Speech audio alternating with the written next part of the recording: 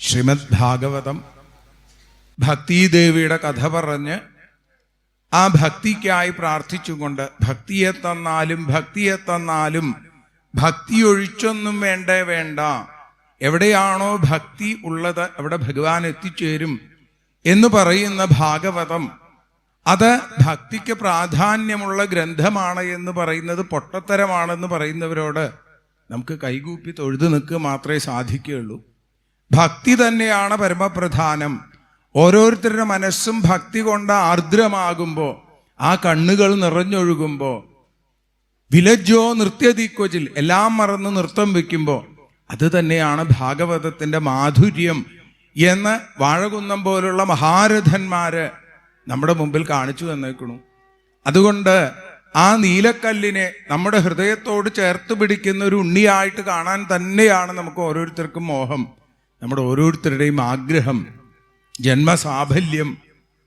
ആ കഥകൾ കേൾക്കുമ്പോൾ അത് വെറും കഥകളല്ലെന്നും ഭഗവാൻ ഇവിടെ ഈ ഭൂമിയിലാടിയ അതിമനോഹരമായ ലീലകളാണെന്നും നമുക്ക് ഓരോരുത്തർക്കും വിശ്വസിക്കാം. അത് തന്നെയാണ് വേണ്ടത്.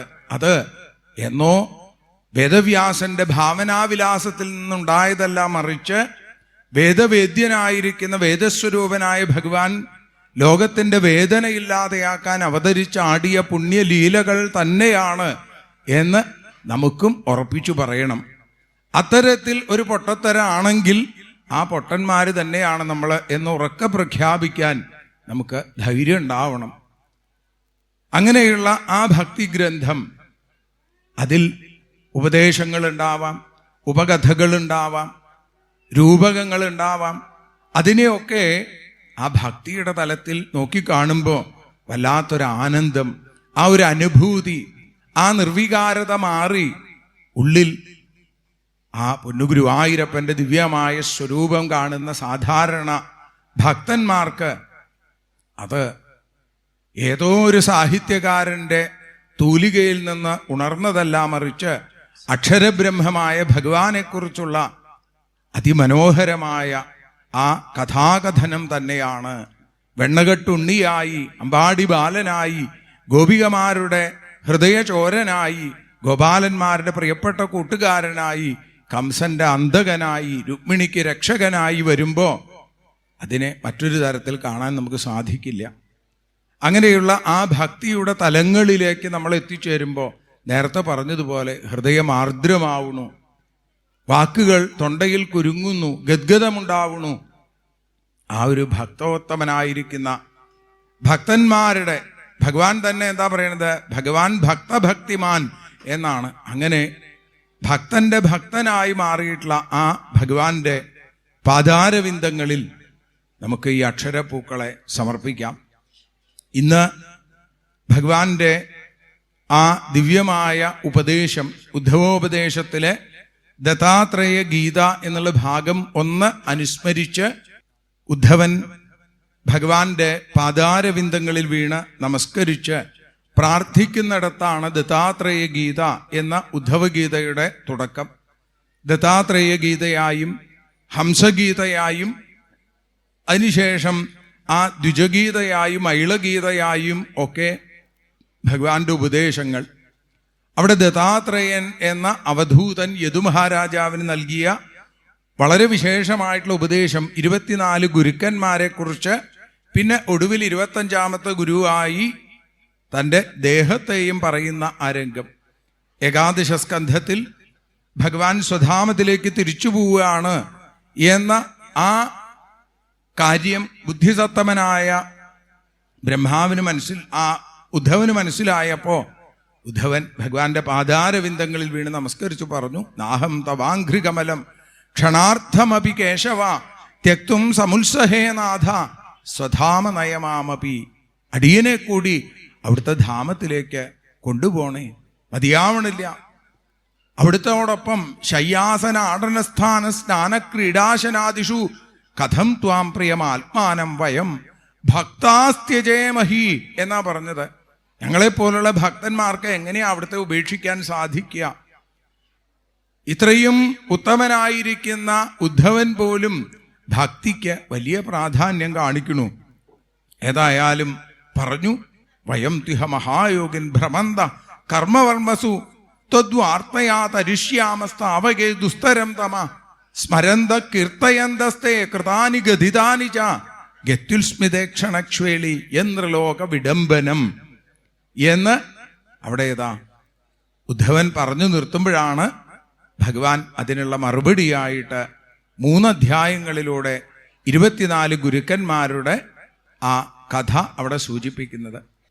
ശ്രീ ശുകബ്രഹ്മർഷി ഭഗവത് കഥകളെ പരീക്ഷത്തിന് പറഞ്ഞു കൊടുത്തുകൊണ്ടിരിക്കുമ്പോൾ പറഞ്ഞു, ഏവം വിജ്ഞാപിതോ രാജൻ ഭഗവാൻ ദേവകീസുത ഏകാന്തിനം പ്രിയം ഭൃത്യമുദ്ധവം സമഭാഷത.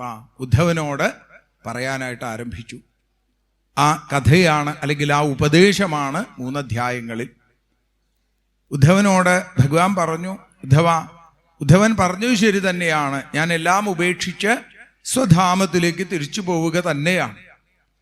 എന്നാൽ ആ തിരിച്ചു പോകുന്ന സമയത്ത് ഉദ്ധവൻ ഇവിടെ വേണം. ഈ ഭൂമിയിൽ എൻ്റെ ലീലകളെ ലോകത്തിന് മുമ്പിൽ പരിചയപ്പെടുത്താൻ, എൻ്റെ ഈ ഉപദേശത്തെ വ്യാസനും നാരദനും പകർന്നു കൊടുക്കാൻ ഉദ്ധവൻ വേണം. അതുകൊണ്ട് ത്വം തു സർവം പരിത്യജ്യ സ്നേഹം സ്വജനബന്ധുഷു മയ്യാവേശ്യ മനസ്സമ്യക് സമദൃഗ്വിചരസ്വഗാം. എല്ലാം ഉപേക്ഷിച്ച്, സ്വജനങ്ങളും ബന്ധുക്കളൊക്കെ ആയിട്ടുള്ള ബന്ധത്തെ ഉപേക്ഷിച്ച് എന്നിൽ മാത്രം മനസ്സ് ചേർത്ത് വെച്ചുകൊണ്ട് ജീവിക്കുകയാണ് വേണ്ടത്. ഉദ്ധവൻ തുടർന്നു പറഞ്ഞു, ഭഗവാനെ അങ്ങ് പറഞ്ഞത് ശരിയാണ്, പക്ഷേ ത്യാഗോയം ദുഷ്കരോ ഭൂമൻ. ത്യാഗം എന്നുള്ളത് വളരെ ദുഷ്കരമാണ് ഭഗവാനെ. എങ്ങനെയാണ് ഇത് ത്യജിക്കേണ്ടത് എന്നുകൂടി പറഞ്ഞു തരണേ എന്ന് കാക്കൽ വീണ് നമസ്കരിച്ച് പ്രാർത്ഥിക്കുന്ന ഉദ്ധവന് ഭഗവാൻ നൽകുന്ന ഉപദേശം. അവിടെ ഭഗവാൻ പറഞ്ഞു, എൻ്റെ പൂർവികനായ യദു മഹാരാജാവിന് ദത്താത്രേയൻ എന്ന അവധൂതൻ നൽകിയ ഉപദേശം ഞാൻ അങ്ങയെ കേൾപ്പിക്കാം. അതിലൂടെ അങ്ങയ്ക്ക് മനസ്സിലാവും ഈ ലോകത്ത് നിന്ന് എന്താണ് പഠിക്കേണ്ടത്. ദത്താത്രേയൻ എന്ന അവധൂതൻ യദുമഹാരാജാവ് നോക്കുമ്പോൾ വളരെ സമാധാനത്തോടുകൂടി സന്തോഷത്തോടുകൂടി ദുഃഖത്തിൻ്റെ കണിക പോലുമില്ലാത്ത പരമാനന്ദം അനുഭവിച്ചും കൊണ്ട് ഇരിക്കണു. ജനേഷു ദഹ്യമാനേഷു കാമലോഭദവാഗ്നിന ന തപ്യസേഗ്നിനാ മുക്തോ ഗംഗാംഭസ്ഥ ഇവദ്വിപ.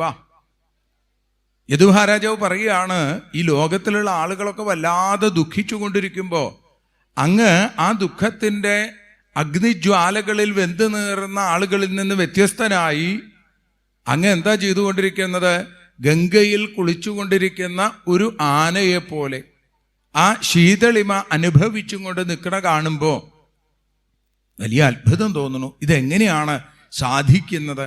അങ്ങയുടെ ഈ ആനന്ദത്തിന് കാരണം എന്താണ് എന്ന് ചോദിച്ചപ്പോൾ ദത്താത്രേയൻ പറഞ്ഞു, സന്ധ്യമേ ഗുരവോ രാജൻ ബഹവോ ബുദ്ധ്യുപാശ്രിത. ഞാൻ എൻ്റെ ബുദ്ധി കൊണ്ട് മനസ്സിലാക്കിയ ഗുരുനാഥന്മാരുണ്ട്. അങ്ങനെയുള്ള ഗുരുനാഥന്മാരിൽ നിന്ന് ഞാൻ ചിലതൊക്കെ വേണമെന്നും ചിലതൊക്കെ അങ്ങനെ ആവരുത് എന്നും ഞാൻ പഠിച്ചു. ഏതൊക്കെയാണ് ആ ഗുരുനാഥന്മാര്?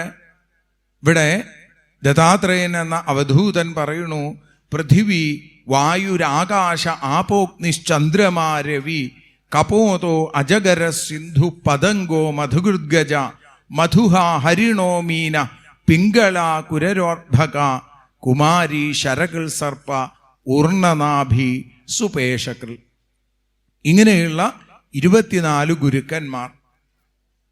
അതിലാദ്യം ഭൂമിയിൽ നിന്ന് ഞാൻ പഠിച്ചത് ക്ഷമയാണ്. ഞാൻ പഠിച്ചത് നമുക്കെല്ലാവർക്കും ഇല്ലാത്തതും അത് തന്നെയാണ്. നിങ്ങൾക്ക് ക്ഷമയില്ലാതെ നിങ്ങൾ അവിടെ ഇവിടെ നടന്നുകൊണ്ടിരിക്കുന്നു, സംസാരിച്ചു കൊണ്ടിരിക്കുന്നു. ക്ഷമയില്ലാത്ത ഞാൻ അതിനെതിരെ സംസാരിച്ചു കൊണ്ടിരിക്കുന്നു. ഭൂമിയെപ്പോലെ ക്ഷമയുണ്ടെങ്കിൽ ഇതൊന്നും സംഭവിക്കില്ല. ക്ഷമ ഭൂമിയിൽ നിന്ന് പഠിക്കേണ്ടതാണ്. ഭൂമിയെ ഏതൊക്കെ തരത്തിൽ ദ്രോഹിച്ചാലും ഭൂമി ക്ഷമിക്കുന്നു എല്ലാവരോടും. ക്ഷമയാ ധരിത്രി എന്നാണ്. അപ്പം ഭൂമിയിൽ നിന്ന് ഞാൻ ക്ഷമ പഠിച്ചു. വായുവിൽ നിന്ന്, കാറ്റിൽ നിന്ന് ഞാൻ പഠിച്ചത് നിസ്സംഗത്വമാണ്. കാറ്റിന് പ്രത്യേകമായിട്ടുള്ളൊരു ഗുണമില്ല.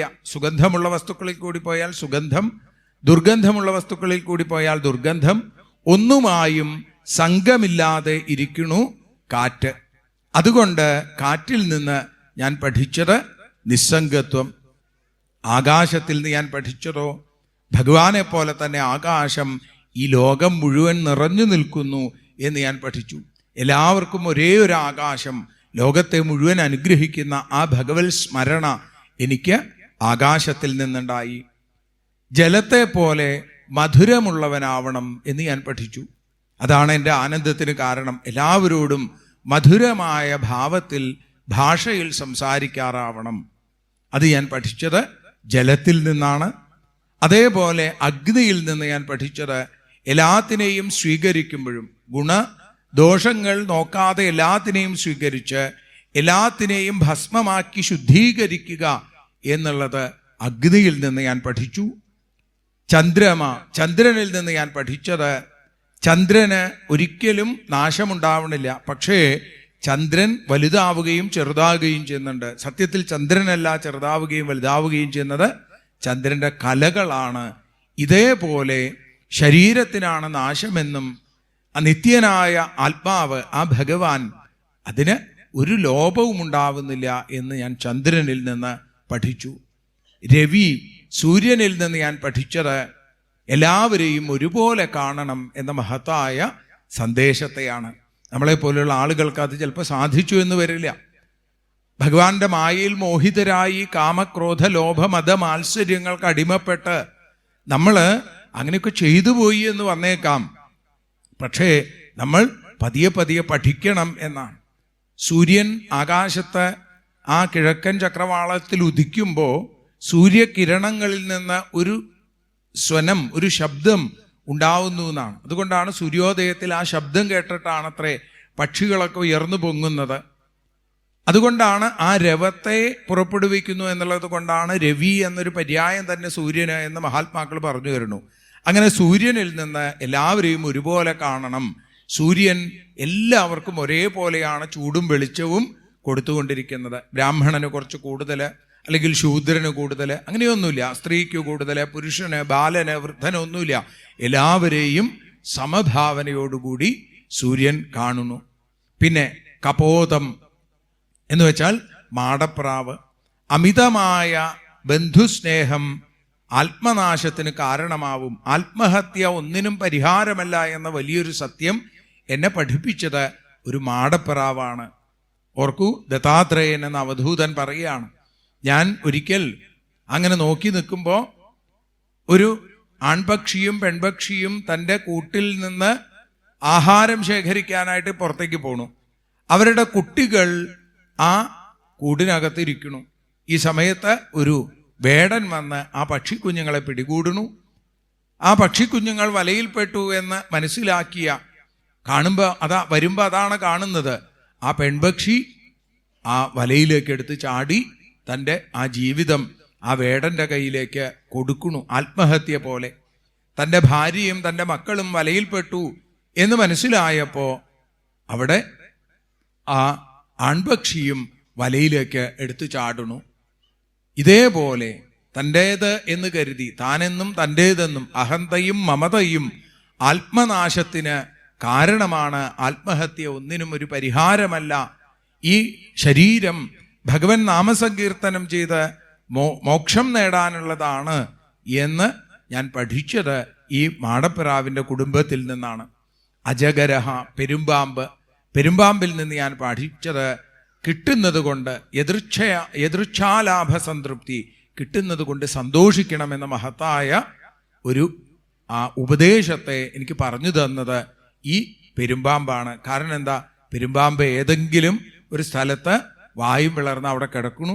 തൻ്റെ അടുത്തേക്ക് വരുന്ന ഇരയെ സ്വീകരിച്ച് വിശപ്പടക്കണു. ചില സമയത്ത് വിശപ്പടക്കാൻ ഒന്നും കിട്ടിയില്ലെങ്കിലും ചില സമയത്ത് ഏറെ ആഹാരം കിട്ടിയാലും പെരുമ്പാമ്പ് ഒരേപോലെ കാണുന്നു. ഇതാണ് അജഗര വ്രതം എന്നുള്ള രീതിയിൽ യോഗികളൊക്കെ അനുഷ്ഠിച്ചു കൊണ്ടിരിക്കുന്നത്. അങ്ങനെ പെരുമ്പാമ്പിൽ നിന്ന് യദൃച്ഛാലാഭ സംതൃപ്തി ഞാൻ മനസ്സിലാക്കി.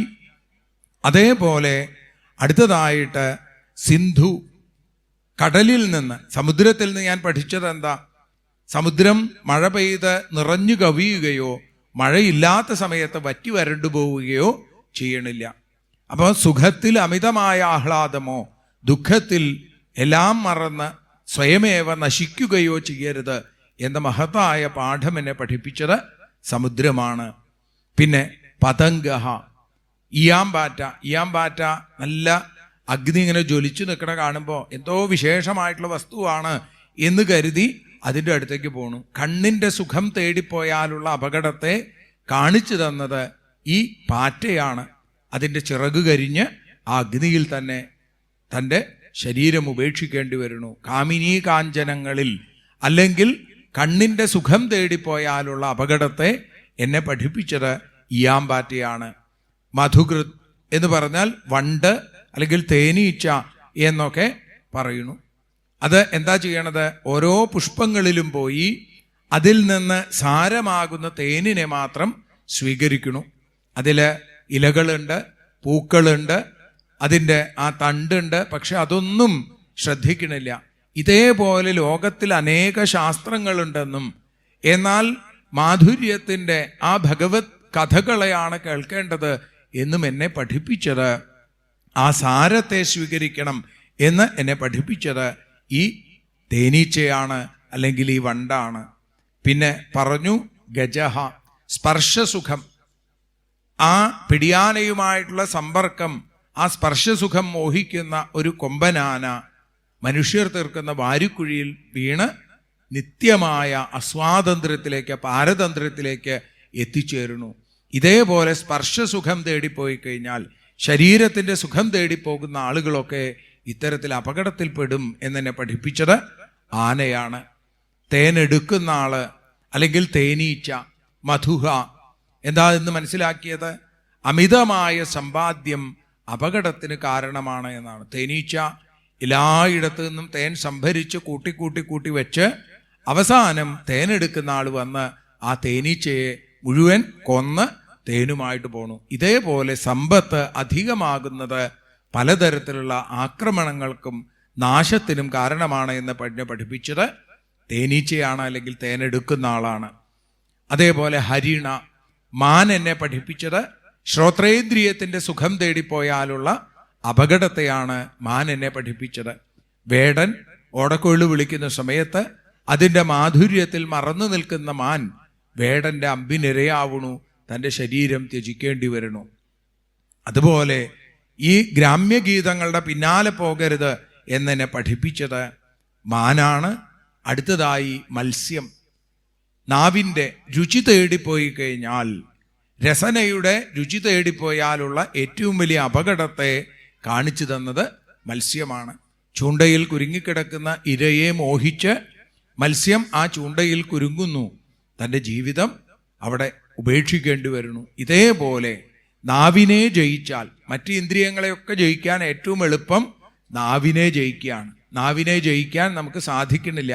അതുകൊണ്ടാണ് ഞാൻ നാവിനെ ജയിക്കാൻ വേണ്ടി കുറേ പറയുന്നുണ്ടെങ്കിലും നാവിനെ ജയിക്കാതെ ആളുകൾ ഇങ്ങനെ സംസാരിച്ചു കൊണ്ടിരിക്കും. ഏറ്റവും നേരത്തെ ഒരു പ്രഭാഷകൻ പറഞ്ഞു, നാവിനെയാണ് ഭഗവാൻ ഏറ്റവും ഭംഗിയായി സുരക്ഷിതമാക്കി വെച്ചേക്കണത്. 32 കാവക്കാര്, 2 ഗോപുരം ഒക്കെ ആയിട്ടാണ് നാവിനെ അടക്കി വെച്ചേക്കണത്. എന്നാൽ ഈ ഗോപുരം തുറന്ന്, ആ ഗോപുരം തുറക്കുന്നത് കൊണ്ട് കുഴപ്പമില്ല, ആ കാവൽക്കാരെ പുറത്ത് കാണിക്കുന്നത് കൊണ്ടും കുഴപ്പമില്ല. അത് രണ്ടും വേണ്ടതാണ്. പക്ഷേ ആ കാവൽക്കാരുടെ ഉള്ളിലിരിക്കുന്ന ആള് പുറത്തേക്ക് വന്നാൽ ഈ ലോകത്തിലുണ്ടാകുന്ന ഒരുപാട് പ്രശ്നങ്ങൾക്ക് നമ്മളൊക്കെ കാണാറുണ്ട് ഇല്ലേ? പണ്ടൊരിക്കൽ, ഒരിക്കൽ എൻ്റെ മുതുമുത്തച്ഛൻ്റെ മുത്തച്ഛനോട് അവൻ്റെ മുതുമുത്തച്ഛൻ്റെ മുത്തച്ഛൻ എന്തോ പറഞ്ഞു, അതുകൊണ്ട് ഞങ്ങൾ മിണ്ടണില്ല എന്നൊക്കെയാണ്. നാവിൻ്റെ അപകടമാണ്. നാവിനെ നിയന്ത്രിക്കണം. ഓരോരുത്തരും ശ്രദ്ധിക്കേണ്ടതാണ്. നാവ് എവിടെയാണ് ഉപയോഗിക്കേണ്ടത് എന്ന് അറിയണം. ഇത് മറ്റൊരു തരത്തിൽ പറഞ്ഞു എന്ന് മാത്രമേ ഉള്ളൂ. മത്സ്യം ആ ചൂണ്ടയിൽ കുടുങ്ങുന്നു, അതുകൊണ്ട് മത്സ്യം എൻ്റെ ഗുരുനാഥനാണ്. മറ്റൊന്ന് പറഞ്ഞു പിങ്കള എന്ന വേശ്യാസ്ത്രീ.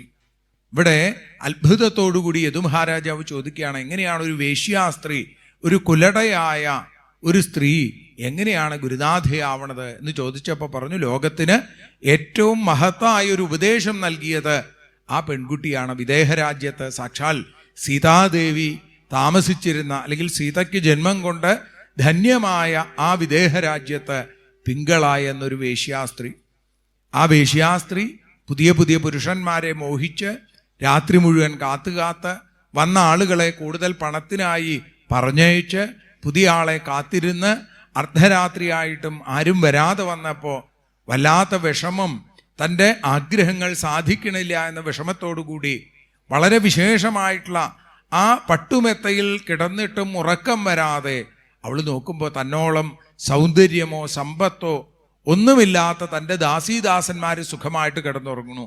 സമ്പത്തുണ്ട്, സൗന്ദര്യമുണ്ട്, ഒരുപാട് സൗകര്യങ്ങളുണ്ട്, എന്നിട്ടും തനിക്ക് ഉറങ്ങാൻ സാധിക്കുന്നില്ല.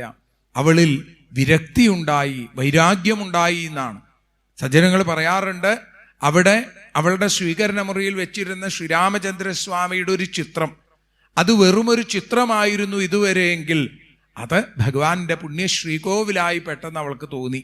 നമ്മളും ഭംഗിക്ക് വേണ്ടി ചിലപ്പോൾ ഭഗവാന്റെ ചിത്രങ്ങളൊക്കെ വെച്ചു എന്ന് വരാം, പക്ഷേ അത് ഭഗവാനാണ് എന്ന ആ സങ്കല്പത്തോടു കൂടി അതിനെ പലപ്പോഴും നമുക്ക് കാണാൻ സാധിക്കാറില്ല. അവൾ കണ്ടതും അവളിൽ വല്ലാത്ത വിരക്തിയുണ്ടായി. അവൾ ആലോചിക്കുകയാണ്, സത്യത്തിൽ ഈ വിസർജ്യങ്ങളിൽ കിടന്ന് പുളയുന്ന കൃമികളും എന്നെ തേടി വരുന്ന പുരുഷന്മാരും തമ്മിൽ എന്താണ് വ്യത്യാസം? അവൾ ആലോചിക്കുകയാണ്. മൂത്രപുരീഷങ്ങൾ നിറഞ്ഞ ഏറ്റവും വൃത്തിഹീനമായ ഒരുപാട് വസ്തുക്കൾ ഒരു തോലുകൊണ്ട് പൊതിഞ്ഞ് ഇതാണ് സൗന്ദര്യമെന്ന് കരുതി സുഗന്ധദ്രവ്യങ്ങൾ പൂശിയില്ലെങ്കിൽ 1-2 ദിവസം കൊണ്ട് ദുർഗന്ധത്തിൻ്റെ പ്രഭവസ്ഥാനമായി മാറുന്ന ഈ ശരീരം, ഇത് തേടി വരുന്ന അവരും ഈ കൃമികളും തമ്മിൽ എന്താണ് വ്യത്യാസം? അവരെ തേടുന്ന, അവരെ സ്വീകരിക്കുന്ന ഞാൻ എത്രയോ പാപം ചെയ്തവളാണ്, ഒരു നികൃഷ്ട ജീവിയാണ് ഞാൻ. ഇനി ഒരിക്കലും ഞാൻ ഇത്തരത്തിലുള്ള പുരുഷന്മാരെയല്ല ഞാൻ സ്വീകരിക്കുക. ആത്മാരാമനായിരിക്കുന്ന ആ ഈശ്വരനെ, ആ വിശ്വപുരുഷനെ ആണ് ഞാൻ എൻ്റെ ഭർത്താവായിട്ട് കണക്കാക്കുന്നത്. ആ ഭർത്താവിന്, ആ രക്ഷകന് മാത്രമേ എന്നെ ജീവിതത്തിൽ നേർവഴിക്ക് കൊണ്ടുപോകാൻ സാധിക്കുള്ളൂ. അവളിതാ ഉറക്കെ അവിടെ പാടി എന്ന് ദത്താത്രേയൻ പറയുന്നു. ആശാഹി പരമം ദുഃഖം നൈരാശ്യം പരമം സുഖം.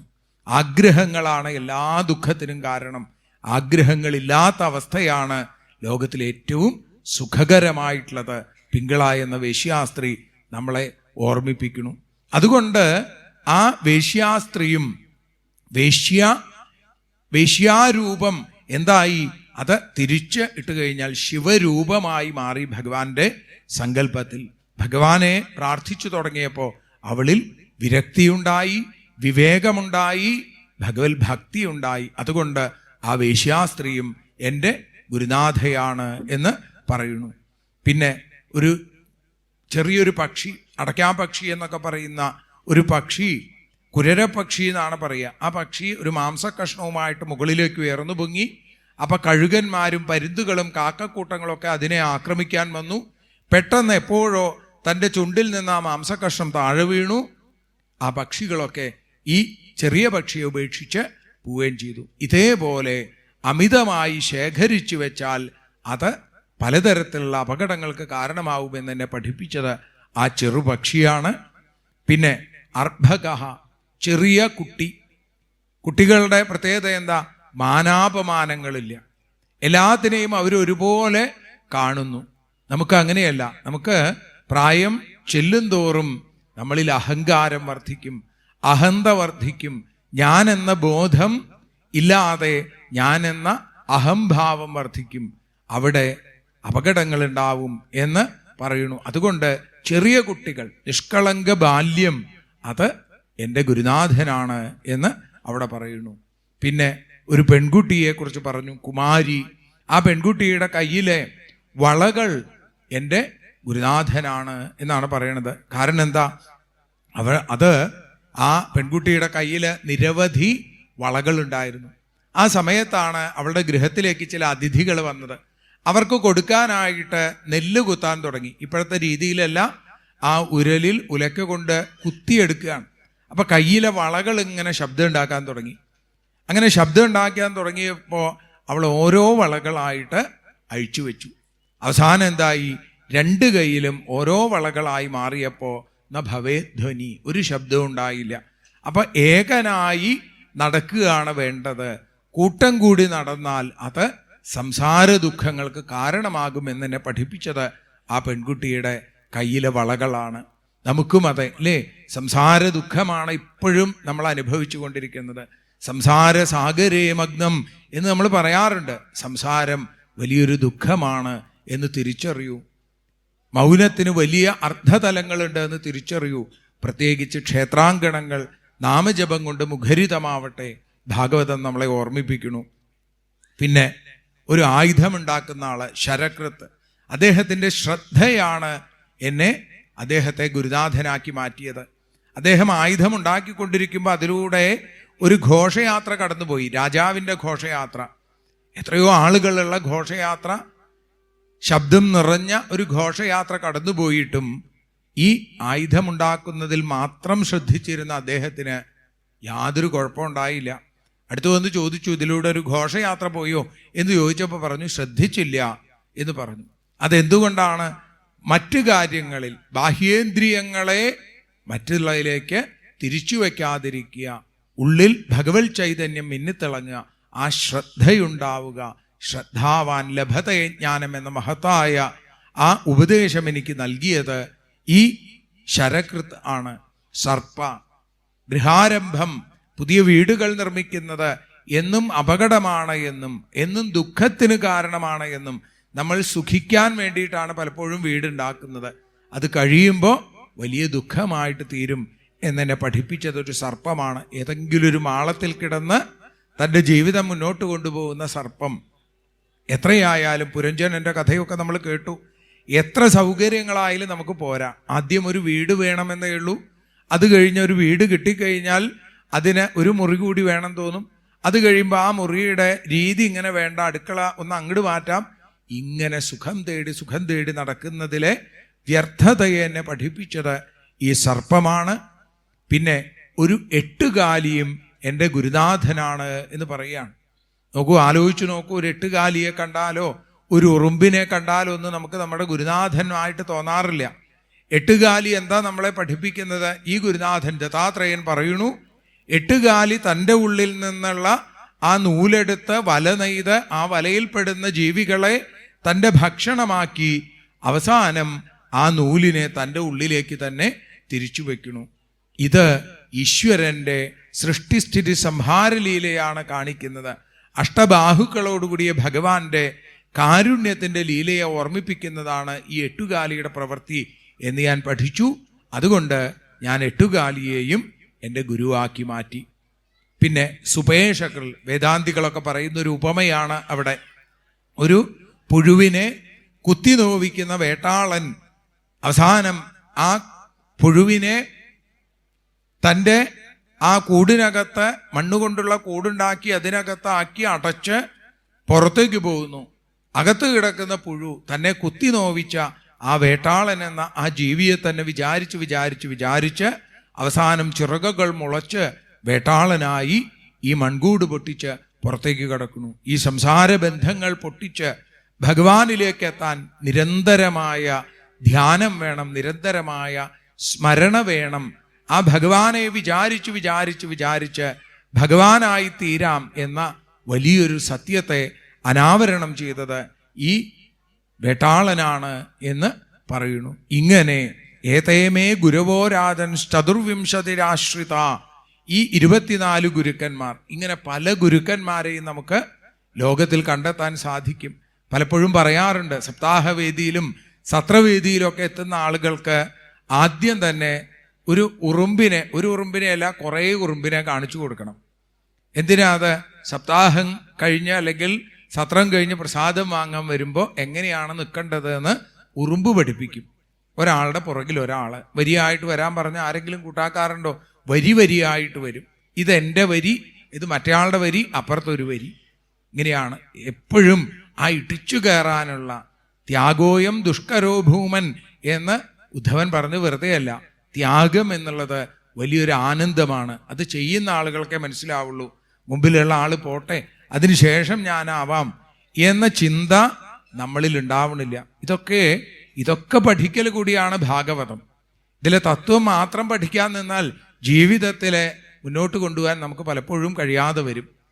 ഇവിടെ ദത്താത്രേയൻ എന്ന അവധൂതൻ പറഞ്ഞു, ഈ 24 ഗുരുക്കന്മാർ മാത്രമല്ല, ഈ ദേഹവും എൻ്റെ ഗുരുവാണ് എന്ന് പറയുകയാണ്. കാരണം ഈ ദേഹത്തെക്കുറിച്ച് ചിന്തിക്കുമ്പോൾ അവസാനം വിരക്തി വന്ന് ഭഗവത് പാദാരവിന്ദങ്ങളിൽ ഭക്തി ഉണ്ടാകും എന്നുള്ളത് കൊണ്ട് ഈ ദേഹവും എൻ്റെ ഗുരുനാഥനാണ്. ഇങ്ങനെ ഏവം സഞ്ജാത വൈരാഗ്യോ വിജ്ഞാനാലോക ആത്മനി വിചരാമി മഹീമേതാം മുക്തസംഗോനഹം കൃതി. ഇങ്ങനെ ഞാൻ എൻ്റെ ബുദ്ധി ഉപയോഗിച്ച് ഇങ്ങനെ ആലോചിച്ച് ഇതൊക്കെ പഠിച്ചു. അങ്ങയ്ക്കും ഇതേപോലെ ആവാം എന്ന് ഭംഗ്യന്തരിയാണ് അവിടെ സൂചിപ്പിച്ചു. ഭഗവാൻ പറയുകയാണ്, ഇത്യുക്ത്വാസയതും വിപ്രസ്തമാമന്ത്യഗഭീരധി വന്ദിതോഭ്യർത്ഥിതോ രാജ്ഞായയോ പ്രീതോ യഥാഗതം അവധൂതവച ശ്രുത്വാ പൂർവേഷാം ന സപൂർവജ സർവസംഗവിനിർമുക്ത സമചിത്തോ ബഭൂവഹ. എൻ്റെ പൂർവജനായിരിക്കുന്ന, എനിക്ക് മുമ്പേ ജനിച്ച യാദവകുലം അല്ലെങ്കിൽ യദുകുലം, ആ യദുകുലം യദുവിൽ നിന്നുണ്ടായതാണ്. ഈ അവധൂതനിൽ നിന്ന് ഇത് കേട്ട് മനസ്സിലാക്കി സർവസംഗ വിമുക്തനായി സമചിത്തനായി അദ്ദേഹം ആ ഭഗവത് പാദാരവിന്ദങ്ങളിലേക്ക് എത്തിച്ചേർന്നു എന്നുകൂടി അവിടെ സൂചിപ്പിക്കുകയാണ്. ഈ ദത്താത്രേയ ഗീതയാണ് ഇന്നിവിടെ പറയാനായിട്ട് നിർദ്ദേശിച്ചിരുന്നത്. അതുകൊണ്ട് അതിവിടെ സൂചിപ്പിച്ചു.